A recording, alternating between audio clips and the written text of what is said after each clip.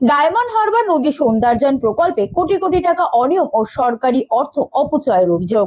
দক্ষিণ 24 পরগনা ডায়মন্ড হারবারে প্রস্তাবিত এই প্রকল্প নিয়ে ডায়মন্ড হারবার থানায় অভিযোগ দায়ের করেছেন বিজেপি নেতা অভিজিৎ দাস ওরফে ববি। সিএজি রিপোর্টের উল্লেখ করে পূর্ণাঙ্গ নিরপেক্ষ তদন্তের দাবি জানানো হয়েছে। অভিযোগ 2017 সালের আগস্টে প্রায় 7,17,00,000 টাকা ব্যয়ে প্রকল্পটি বাস্তবায়নের কথা ছিল।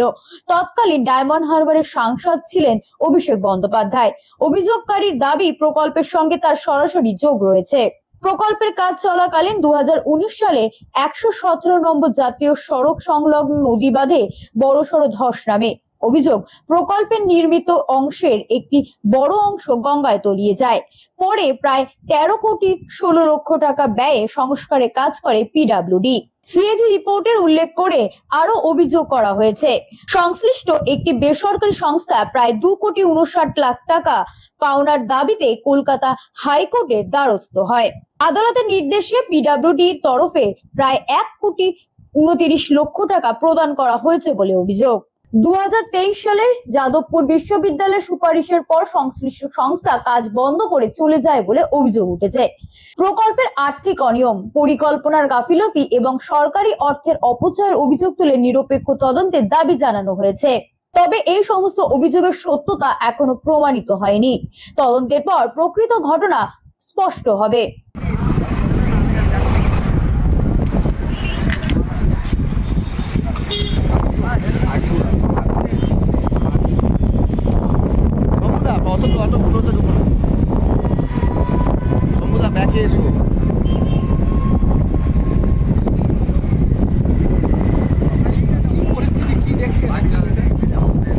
পরিস্থিতি আমি এখন ভাবছি যে টোটালটাই না ধসে যায়। এই যে এইভাবে যে ভাঙনটা শুরু হয়েছে, অভিষেক ভাই যে দুর্বৃত্তা দোষ করে তাদেরকে দিয়ে মিথ্যা সার্টিফিকেট পাস করিয়ে যে কোটি কোটি টাকা নষ্ট করেছে, শুধু না আমাদের টেনশন হচ্ছে এটাই যে এই যে কানেক্টিং লিঙ্ক আমাদের এই গঙ্গাসাগর যাওয়া আসবে না।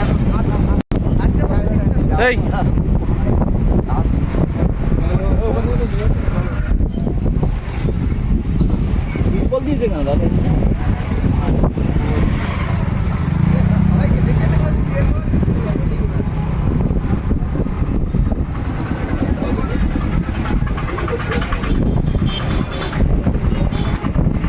খানে হয়ে গেছে।